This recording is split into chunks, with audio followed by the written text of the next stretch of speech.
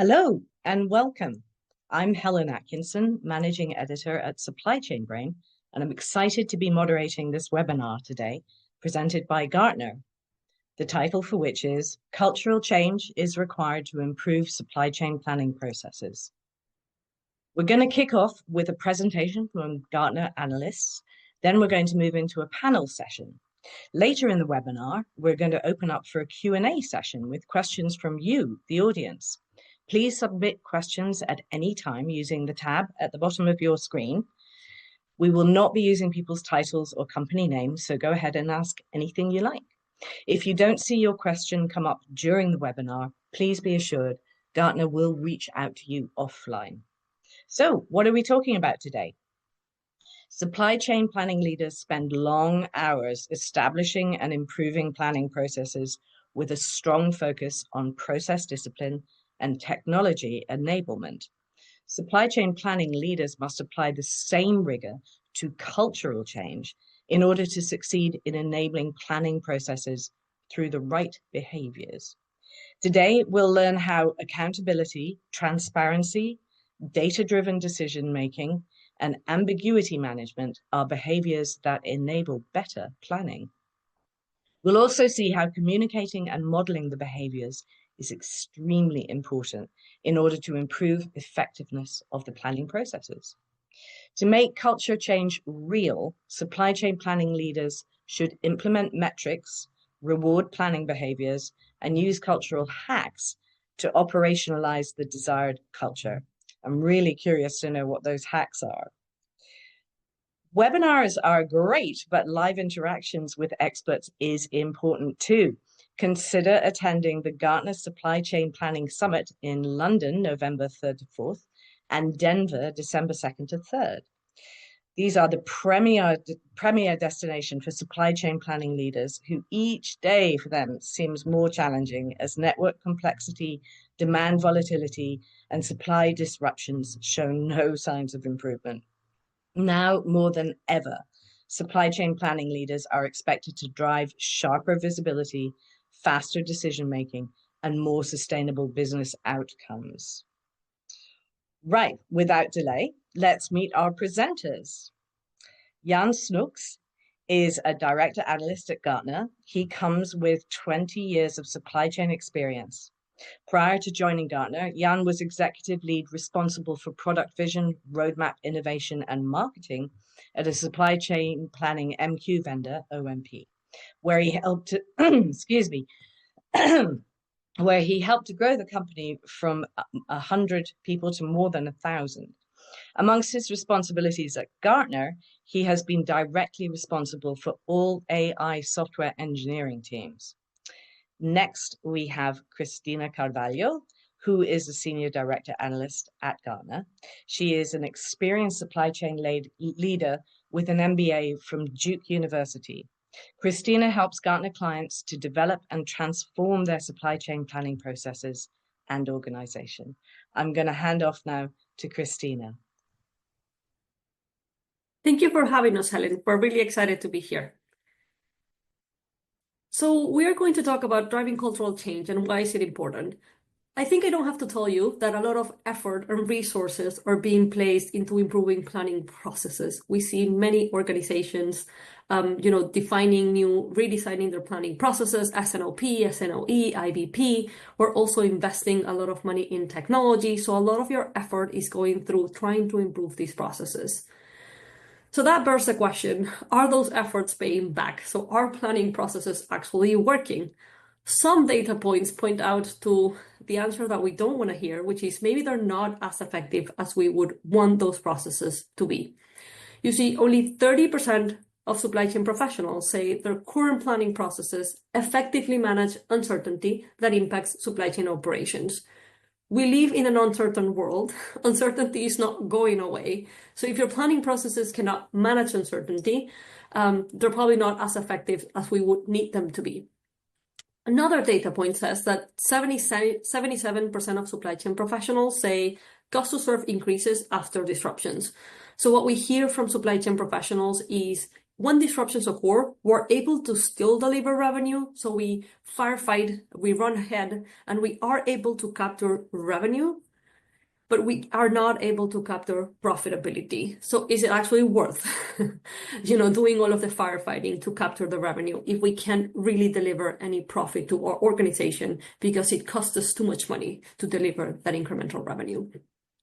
And lastly, even though we're investing a lot in technology, only 39% of planners have migrated to the tools deployed. So these technologies are likely not driving the value that they could because our planners are not really using them. So that begs the question, what do we need to do to get these processes to work effectively? And the answer is we need to focus on also driving cultural change. You see, culture is the collection of beliefs, values, and customs expressed in everyday activities. It's how decisions are made, it's what is seen to be valuable and what not, how resources are allocated. Ultimately, it's the behaviors we do repeatedly because they work. Supply chain planning leaders place a lot of effort in driving and structuring processes, deploying technology, potentially upskilling their planners. But you see, those are only part of the levers that influence culture. In the green boxes, you'll see the places in which we see planning leaders spending a lot of time, and that does influence culture, but we also have to pay attention to the red boxes in the screen, which are rewards and recognition, communication, leadership behaviors, ceremonies, and events. So today, we're going to spend a bit of time talking about how you can cultivate a planning culture in your organization, and we'll do that through clarifying key planning behaviors, mapping the cultural change journey, and then finally operationalizing change and removing barriers.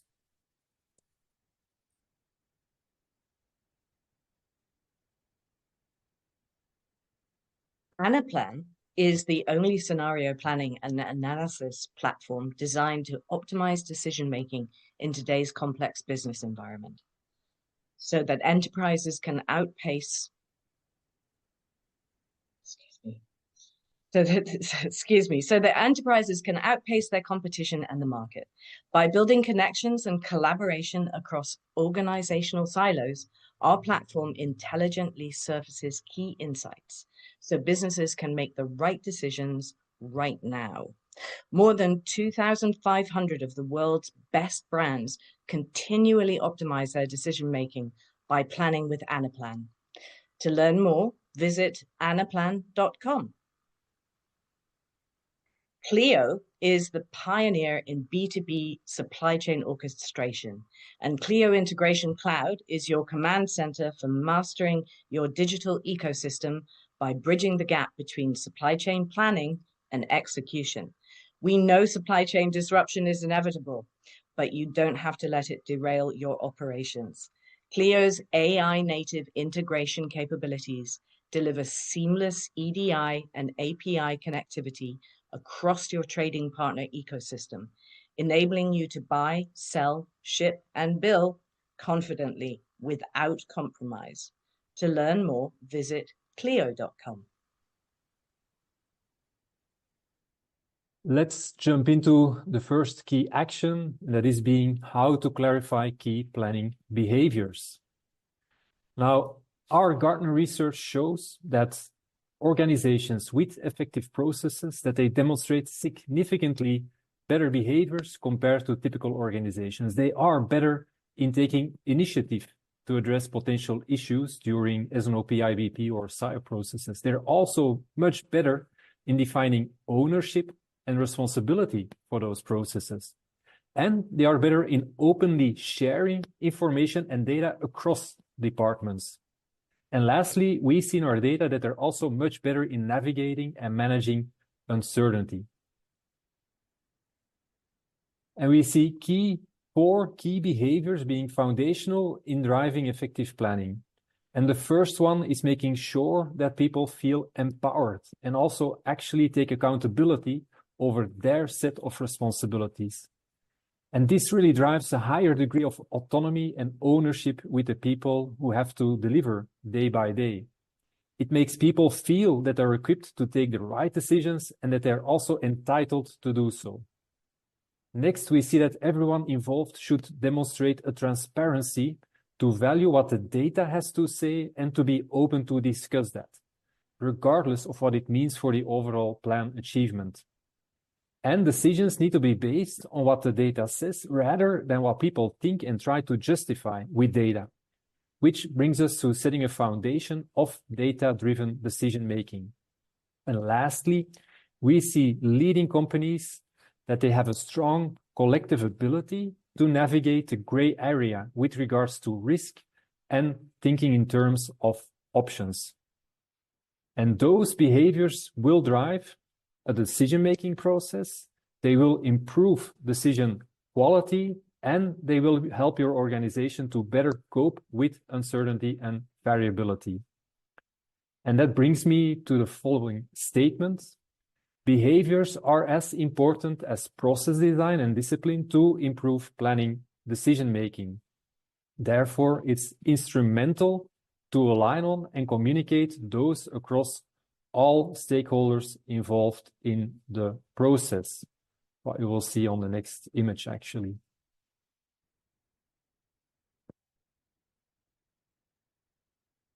Okay, so now that Jan has taken us through what are those key planning behaviors, let's talk about how can we map cultural change.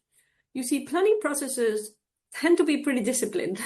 So we tend to be pretty structured, define processes in a very structured way. We do from tools when we're driving transformation. So this is not necessarily a new capability, but the question is, why don't we apply the same level of discipline to our cultural change? It's important to recognize that supply chain planning transformation often creates cultural tensions. We're asking people to behave differently. Some examples include, historically, we might have prioritized decision quality, while now we want to focus on decision speed. So we're willing to maybe not wait for the last bit of information before we make a decision. Well, that's going to make people feel uncomfortable at the initial sense of the transformation. Other examples include, we might have historically struck a balance between efficiency and innovation, and now we want to drive towards efficiency. We might have prioritized local outcomes with making decisions, and now we want to prioritize global outcomes or global priorities, so optimizing for the network.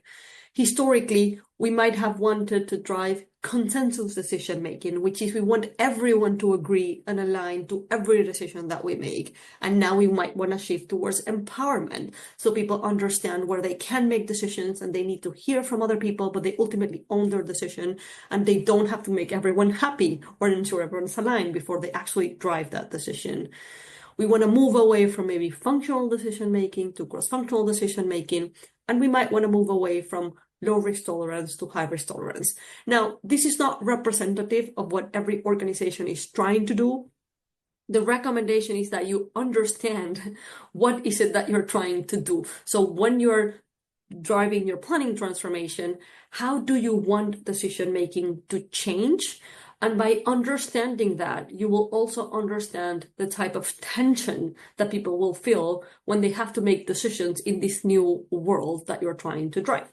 Recognizing that tension then helps you drive cultural change. So you understand how people will feel. That will help you better prepare to handle that change and accompany people through that change journey. One key tool that we would recommend you use is a from to because. So you can map the cultural change journey. We're going to help people understand how we do things today, the from, where we want to go, the to, and why we're doing that, the because. So if we link back to the behaviors that Jan was telling us about, and we think about accountability and empowerment, you see right now we might be in an environment where we escalate decisions to higher levels of management. And we want to move to challenging teams to confront and resolve key decisions at the right level of the organization. We want to do that because we need to speed up the pace of decision making. Other examples related to transparency include, we want to move from a place in which financial information is not known or shared, it's just guarded and only some people in the organization have access to it, to financial information is shared so that everyone understands the impact of their decisions to both revenue and profitability. And we need to do that because we need to make trade-offs visible to improve decision quality. We want to move away from Discussions about gaps and risks to the budgets are frowned upon. So, we're always driving those ambitious plans and just making plans match to the budget. And we want to move away to leaders encourage teams to openly talk about risk and opportunities so we can work cross-functionally to actually find options to solve for those gaps or risks. We need to do that because we need to have realistic plans and take actions to protect against risk. So those couple of examples are linked to transparency, and different organizations, see one of those problems being the bigger problem. So I would encourage you to prioritize which of these you use based on which are the key behaviors that you're trying to change and what's driving the challenge. Another example related to ambiguity management is we obsess about creating a single plan that is perfect. And now we want to actually embrace being wrong. So that helps us challenge the assumptions behind our plan and work on multiple scenarios. We need to do that because uncertainty is here to stay. We need to pre-align plans so that we can react faster when disruption hits, rather than wait until the disruption hits to then meet, prepare, analyze. We also want to move away from maybe using data to just offer insight or validate whatever we think to using data to make decisions and take actions. We need to do that because we need to speed up the pace of the decision execution and improve decision quality. We see a lot of organizations maybe starting to talk about risks. So data shows us certain risks, but we fail to actually drive action when we look at that data. So we would highly encourage you to use a from to because to map the cultural change journey and help people understand how we're trying to change.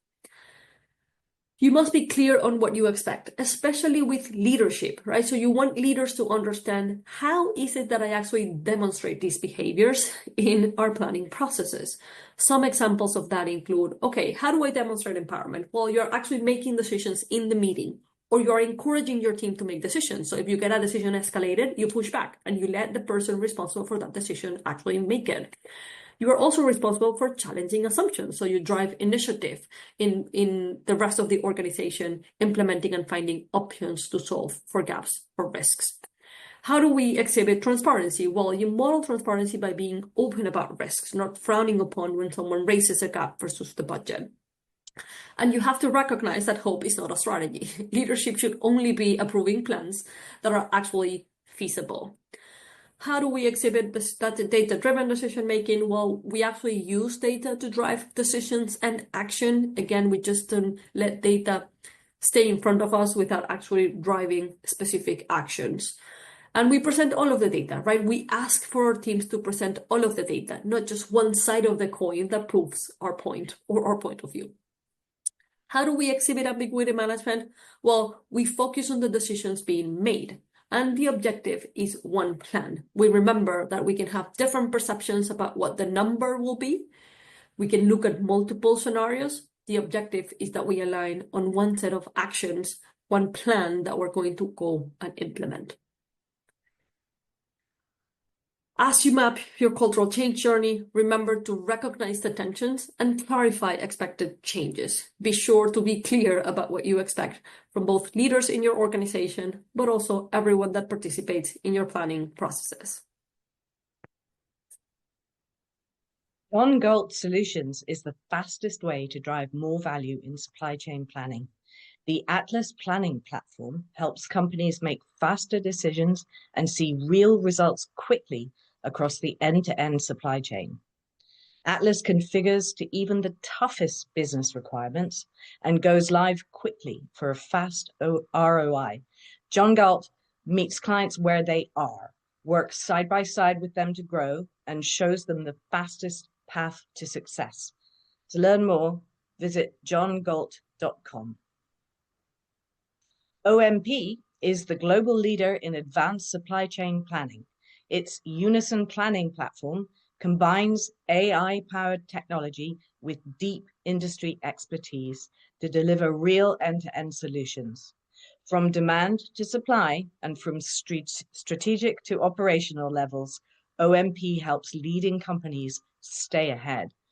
Recognized by Gartner as highest in ability to execute in the 2025 Magic Quadrant for Supply Chain Planning Solutions, OMP drives agility, resilience, and real results.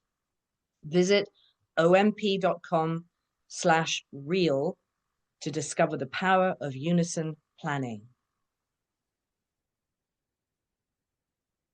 The third key action is really about how to sustain and grow all of that positive change you can establish.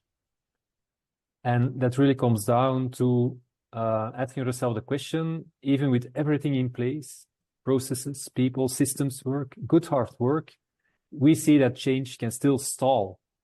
And often that is actually because we fail to apply consequences to hold people responsible for those behaviors and decisions that we're looking for. And that brings me, for a starter, at metrics. We recommend to establish clear ways to track if behaviors are actually changing. And some examples might include track the number of decisions for which impact was clear as a metric, of increasing transparency, or track how many decisions were analytics-based, or how long it takes to change the forecast after bias is reported, as metrics of data-driven decision-making. You can also track how many risks or opportunities are raised and discussed each month as a metric of ambiguity management. And supply chain leaders need to embed recognition as part of their monthly planning processes. So take a few minutes with every cycle to recognize the employee or employees that exhibited the desired planning behaviors that we put forward.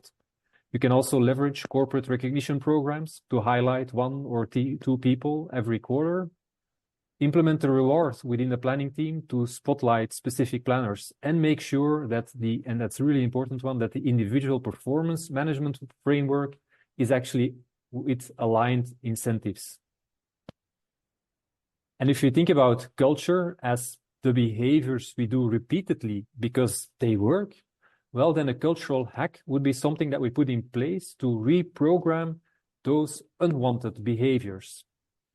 And cultural hacks can be put in place to build new behaviors or to correct or avoid existing unwanted ones.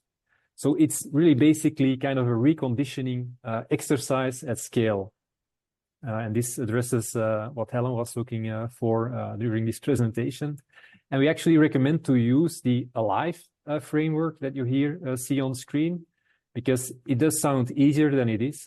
You really need to ensure that these hacks are and will be effective. And so using such a framework will really help you in identifying and implementing very, very strong hacks. And here are some examples of cultural hacks aligned with our 4 foundations of behavioral change. On empowerment, make it a hard requirement to have at least one decision being made during the meeting. On transparency, enforce that every individual meeting participant calls out a specific risk in the plan.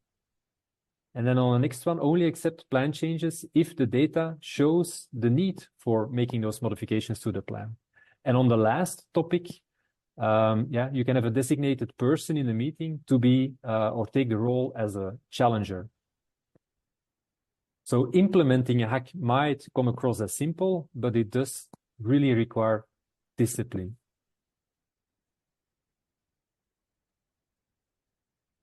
Okay, so we've talked about how can you cultivate a planning culture in your organization. We know that it's easier said than done, but we hope that through today, we've given you the tools to do that effectively. So first, start by clarifying the planning behaviors. Empowerment, transparency, data-driven decision-making, and ambiguity management are proving behaviors that help accelerate the effectiveness of your processes.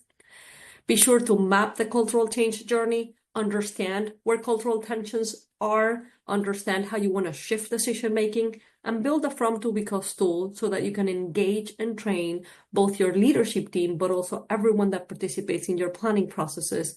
So everyone understands how we expect them to behave differently and how we expect them to make decisions differently across our organization. And lastly, remember that you have to operationalize change and remove barriers. So just clarifying and communicating and training is not enough. You must try to ensure there's consequences for not meeting these behaviors, right? So we can do that through using metrics to track progress. We use rewards and recognition. So how can we ensure that we're rewarding good behaviors, people that are exhibiting those behaviors more effectively? And then lastly, implement cultural hacks to accelerate the pace of change.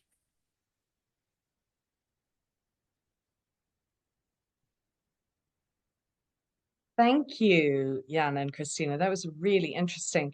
We're going to move into our panel discussion now. And I'm really curious, what I'm getting from your presentation is that what we're looking to do is to speed up the pace of decision-making and execution. And it almost sounds like we should be changing the title from supply chain planning to supply chain decision-making, with that real big emphasis on decision-making. So that's a big shift. Christina, how do you engage senior leaders to make this change? Thank you for asking that question, Helen. It's a good one because I hear from some of the planning leaders I talk to that, I'm asking them to go and try and teach stakeholders in their organization that are much more senior than them. So how do I approach these people that are much more senior than me and tell them, I'm here to teach you how you should behave, right? So there's a few strategies that might work. One, you can leverage HR. If you bring HR into your program, they can serve as coach for executive leadership. Second, you can also approach them as, I need your help to teach your team to do that. So you're indirectly telling them what they need to do by asking them for help, training their teams to do it. So you're not telling them, I need you to behave differently, but they're telling them, I need your team to behave differently.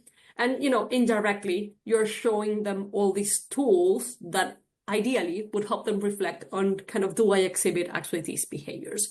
So it's an indirect way of asking for them help, without telling them, I'm here to kind of teach you how to behave. Right. So it's an invitation and it's a collaborative process, effectively. Yes. Great. Fantastic.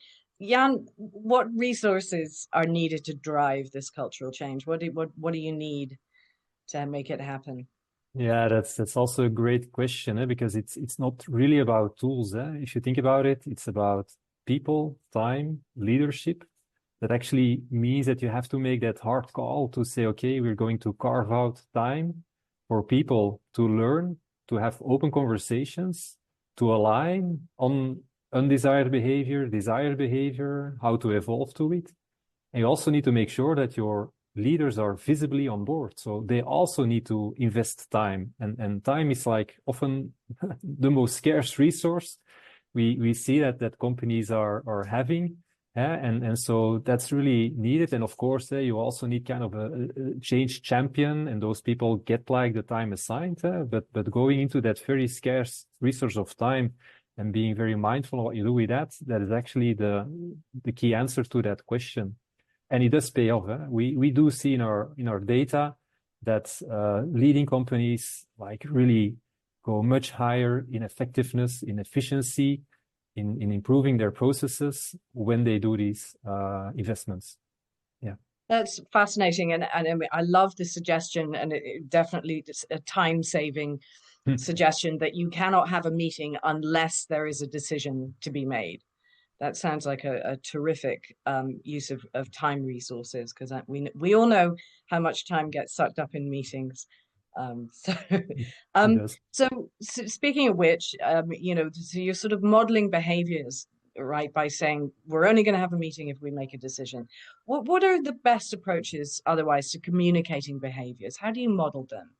Christina, what do you say? So when we talk about communicating, we have to recognize that we have many stakeholders participating in our planning processes, right? So, and we have to recognize that different stakeholders learn differently, capture information differently, and learn at different paces. So we would actually encourage you to take a broad approach to communication. We want to use multiple channels. So we want to use town halls, email communications, kind of slides at the beginning of each SNOP meeting where we show the behaviors that we expect from people. We want to use learning videos. We want to incorporate these behaviors in posters or kind of our company internal website. Posters might be a little bit outdated these days with a lot of people working from home, but maybe kind of in your portal organizational portal, we're highlighting some of the behaviors. So we want to use as much as possible all of the communication channels that we have available to reinforce these behaviors continually. Right. And speaking of posters and them being somewhat made obsolete, Jan, I wanted to ask you, will these all be relevant in a future in which technology drives automation of much of the planning processes? Yeah, you can of course dream of AI agents that take over all the work, and then we can just have a whole year of holiday. That will be awesome, right? But yeah, let's assume that we're not there yet. It is even much more important than ever before, because as technology AI takes more of the repetitive work and does automation, it is still, especially in planning, it's a high-stake decision-making process that people are setting direction. They're looking at data, interpreting results, and people are making the final call on what to do individually or collectively. And so it's really that culture that we have been discussing throughout the webinar now that will help us with that change of technology, and that will take some time. People adapt more slowly than the technology will do. So doing that investment, because that's the question actually, do we still need to invest in all of that hard work? Definitely will set you up for success within the next 10 years. Yeah, for sure. Great. And my impression is that the technology, particularly AI, is actually going to facilitate having faster decisions. Yeah, because you've got more tools and more data at your disposal. So that's fantastic. So Christina, let's talk about uncertainty. Why is managing uncertainty so important in all of this? When we were doing this research, I actually found that that's the behavior that has maybe created more of like an aha moment for a lot of the clients that I talk to. You see some of the other behaviors, I think most people recognize them as important, like transparency, for example. I think that's the first one that most people think about. When we put in place our S&OP process, we need transparency. We need people to be willing to talk to each other. That's the objective of getting everyone together, right? Accountability is also more common, and data-driven decision-making comes a lot when we implement technology. So I think most people are directly jumping into those behaviors a little bit easier. Ambiguity management is a bit different, and we also see it appearing later into the maturity journey. You see, when most organizations start their S&OP or IBP journey, they focus a lot on telling everyone, we are here to align towards one number. So the phrase one number tends to be like a slogan that is very much used. And that gets a job done. So I'm not against that statement at the beginning of your maturity journey, because it does get people to understand we can have multiple plans across functions. But the reality is that once you get a certain point and you want to move to being effective at managing uncertainty, which is the reality of the world we live in, we actually have to talk about multiple scenarios, challenge over all of our assumptions, talk about plan A, B, C, D, and if this happens, we want to move here. And if that happens, we want to move here, And that shift from we fully control the future. So a lot of people feel that planning is about controlling the future. It's really hard to let go of that control and recognizing that we're not here to control the future. We're here to make the best possible decisions with the information that we have at hand. So we see it as really important when you want to make that shift from one single plan or one single number towards multiple scenarios and realigning of what we do if different things happen. But I would say it's definitely a hard one, and it's one that we see maybe the most mature companies actually jumping into it versus organizations at the beginning of their planning journey, where they're focused a little bit more on the other ones. But we do see it as fundamental in terms of being more effective at handling disruption and moving your process to be more effective at managing kind of scenarios and ranges. Right, fantastic. Thank you, Christina. Jan, I wanted to talk about something that you raised in your presentation about cultural tension. Which areas do you typically see the most cultural tension? Yeah, we see the most tension typically sitting in between teams where the priorities are not aligned or different, or the ways of working are significantly different. And often you kind of step into that type of conversations like who is owning the plan, or who is accountable for specific results. And I think it's normal in any organization that there is friction, and friction can actually be a really good thing. But especially when it applies to supply chain planning, it's really about making sure you have shared or aligned goals and that you drive them towards the right conversations. And then that friction will actually give not tension or let's say negative tension, but actually deliver progress. And it's much easier said than done, as we all know. These shared goals is something that is quite aspirational for many organizations to date, where we see kind of an underinvestment. Why? Yeah, because you have to go over all these functional silos, which is typically not the first priority for a company. Great, thank you, Jan. I think there's a meme going around that it takes 6 weeks to cement a new habit.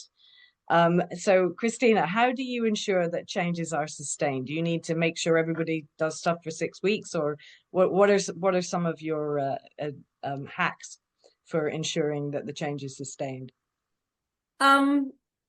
Unfortunately, I would say that it would typically take more than 6 weeks to drive change in planning processes. So the reality is that a lot of the planning processes in organizations are monthly processes. So the evolution sometimes tends to be slower than what we want. That's a reality. We want to drive change very fast. It takes a bit longer to drive. So if you think about 6 weeks, we could potentially think about 6 cycles in terms of actually driving and ensuring those behaviors become consistent. So we do see that, we start recognizing these behaviors, and for those behaviors to actually become consistent in our processes, it might take up to maybe 6 months or 7 months to actually drive that. Now, cultural change can be accelerated depending on your leadership sponsorship. So depending on how invested your leaders are in change, you can accelerate that pace. But in terms of sustaining, we would want to ensure that the communication is not a one-time off. A lot of organizations, when they're driving planning transformation, is like, well, we do a big deck of communication at the beginning of the project. And it's like, okay, yeah, well, we're done. We communicated everything. Everyone's aligned. That's not true, right? We have to take people through a change journey, right? We have to take them to that transition. Change is not a switch. It's not like when we deploy technology, we look also a lot of things like that. So people think like we turn the switch and everything changes. The reality is that we have to manage the transition for people, and that transition takes longer. So we must ensure that we have a continuous communication plan. It's not a one-off. But in terms of sustaining, we also see organizations embedding this type of communication and training as part of the onboarding process. We see embedding in your performance management, consistently in rewards and recognition. So we're recognizing kind of these behaviors as part of structured processes, like onboarding, even hiring, and then again, performance management. Fantastic. That makes a lot of sense. And I mean, I want to get back to the whole issue of leadership here. Jan, why should leaders get trained on cultural change? I'm going to guess you say it's a good idea. It's even more than a good idea. It's a must, because in the end, they really set the tone. They might not realize it, and many leaders underestimate their impact on what it means for the teams.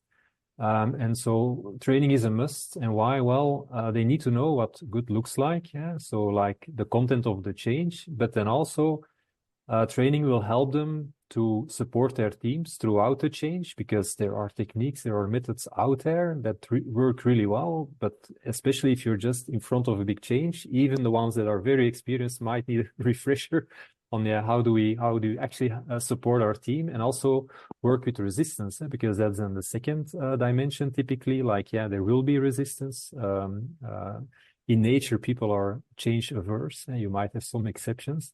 So also there, working with the techniques, but also grounding them on what does good look like, and creating that really well-aligned vision and message is a foundation, because the more buy-in they will have, the more buy-in they will also drive towards their teams. So it's even not a nice to have, it's a must have to train your leaders in this concept. I love that. What does good look like? That's a really important element. And would you typically have the training, the responsibility for this training internally with HR, or do you bring in external elements, or it depends, I suppose? Yeah. I think there is no right or wrong, depending on the skill capability that you have internally, or where you can source that. It is really a skill and a specific area of expertise that you bring in, and larger organizations typically have that muscle well developed within their own ranks, actually, but not necessarily within the teams that need that input. Yeah. Right, so we're back to marshalling your resources and making the most of them. Yeah, fantastic. I think we're going to move into our Q&A session now. So we're going to bring the audience into this discussion. So once again, please submit your questions using the tab at the bottom of your screen. And we will not be using people's titles or company names, so you should feel free to ask anything you like. If you don't see your question answered during the webinar, please be assured the team from Gartner will reach out to you offline. All right, let's get going with those questions. Here's one for Christina. How long does it actually take to drive cultural change? I mean, I know we talked a little bit about the sort of 6-month cycle or whatever, but to really fundamentally drive a cultural change, what's your experience? How long does it take? Yeah, we talk a bit about that. I would say that honestly, like the minimum would be somewhere around 6 months, but your leadership sponsorship does influence a lot that timing. I've seen organizations take 6 months. I've seen organizations take 18 months because of the leadership engagement in terms of reinforcing those behaviors on a monthly basis, coaching their teams to actually exhibit those behaviors, having potentially executive coaches, or kind of handing the right information or questions to the right people in order to drive that change. I think realistically, I wouldn't plan for anything less than 6 months. Because again, especially when we talk about particularly SNOP or IBP, which are monthly processes, think about having 6 cycles to kind of practice those behaviors and embed them as part of our process. But it's worth the waiting and the patience. I can worth the wait. Fantastic. Yeah. Jan, what would you say is the #1 lever of influencing culture? What's the secret weapon? Yeah, we have mentioned it already. Leadership behaviors, hands down. When leaders consistently model and invest and shape the culture they want, that sends a crystal clear signal throughout the whole organization. And if you want to shift culture, you really have to start at the top and take that extremely serious and demonstrate that in action. That is the #1 influencing factor. So you're modeling what good looks like from the top. Yes, yeah, exactly. Fantastic. Christina, so talking about what you're trying to achieve here, are some of the behaviors in terms of change more important than others? Is it important to identify particular behaviors more than others? I would say that depending on where your organization is and the current culture, some behaviors might be more relevant to reinforce at that point in time. We believe that these 4 behaviors are actually necessary for a really strong, effective process. But as you drive cultural change, you might want to focus in some of them first and then build on them. So I would say depending on where you are and your current culture, you might prioritize them. Typically, we would see starting with transparency. Transparency tends to be like the first one that we would want to start embedding, and then potentially kind of empowerment and accountability with data-driven decision-making and ambiguity management coming last. So I don't think that there's necessarily one more important than the other, but they do build on each other, and it will be harder to drive ambiguity management if you don't have transparency, for example. So there seems to be a more effective approach, which is we start with some and then build on top of them. even though they're all they're all important. All But the phase of important. implementation might be different. Right. Well, I've got a question here about empowerment. I mean, I know that's something that you've talked about a couple of times. So, like, what does it look like when an employee feels empowered to be making decisions, to be involved in this cultural change? Christina, maybe you could. So I think there's two aspects of empowerment. There's one aspect which is defined ownership. So people have to be clear of decision rights. And we see that actually it sounds pretty basic. We see a lot of organizations struggle with that, like who owns what types of decisions, especially when we have like, large organizations with kind of regional business units and commercial organizations, but global supply chain. So we have to kind of allocate global assets to regional business units. So the decision on kind of who owns inventory, who owns a trade-off decision between cost and inventory, they're not always as clear. So empowerment does require first that people understand what their decision rights are. So what's the scope of my decision making? But then there's also an environment in which I feel excited about taking that responsibility. So I feel responsible for kind of using that decision power, and that drives faster action. So it's a combination of decision clarity, but also people feel accountable and driven towards exercising that power. So I think, the decision clarity, honestly, might be easier to do. So you use like RACI matrix or rapid models to define decision clarity. And then you have to create the right environment for people to feel safe to execute their decision power when they need to. Great. And I love that you said it also, people find it exciting when they're empowered to make decisions, and that having clarity about that is probably going to make people enjoy their job more. Yeah. That's fantastic. We've got a question here. I think Jan, this is one for you. Does this apply to all planning processes or only S&OP? Yeah, and we refer to S&OP as an example a couple of times now, and that might kind of make people think like, okay, this is exclusive to S&OP, but it really applies everywhere. Any planning process is about making high-stake decisions about how to make best use of the supply chain, constrained resources. So any planning process benefits from a healthy culture of collaboration, transparency, and accountability, to the point of Christina. When you are mapping a journey, then S&OP is like really a great starting point, because that's where you find a lot of things coming together, much more than you potentially find in other areas of planning. Great. Oh, that's a super answer. Thank you so much. And I think this is one for both of you. When is the job done? When do you know you've finished implementing cultural change? Christina. That's an interesting one. Unfortunately, I don't think our job is ever done. I mean, I think there is a point in which you feel comfortable where your processes are at that point in time. The problem is that organizations are changing all the time. So you have new people, you have roles changing, you have decision rights changing.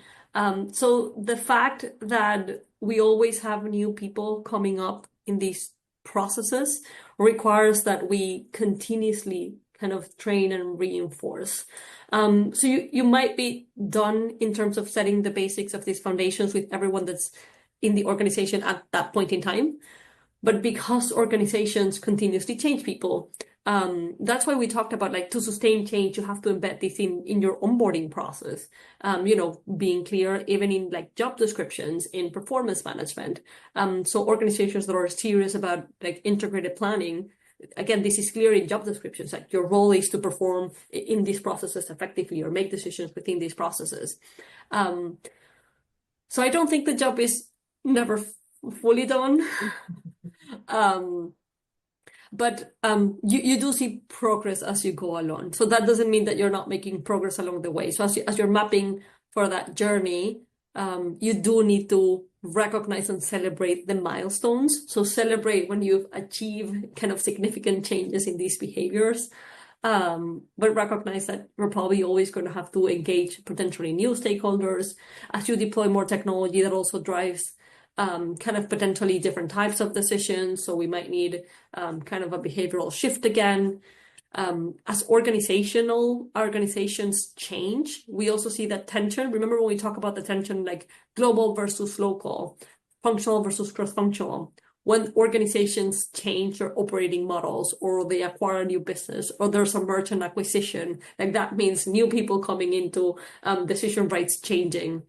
So we don't expect the pace of change to actually accelerate, which means this is a kind of always on job. Right. No, I can see that. Obviously, the work is never done. But let's talk a little bit about. I have a question here about metrics, because you did mention metrics for measuring the sort of change. Well, can we be a little bit more specific about what you maybe give me an example of what a metric would be, Jan? Yeah, sure. Sometimes we tend to over-engineer those metrics and KPIs. I think a very simple metric is one that you actually, Helen, called out earlier. Like we can't close a meeting without having one decision, and the more decisions we have within one meeting, the better we actually progress. And of course, you kind of limit hit a limit there at some point in view, but just like thinking about things that are sometimes even more obvious than you would ever imagine are good metrics to have and to start with in such a journey.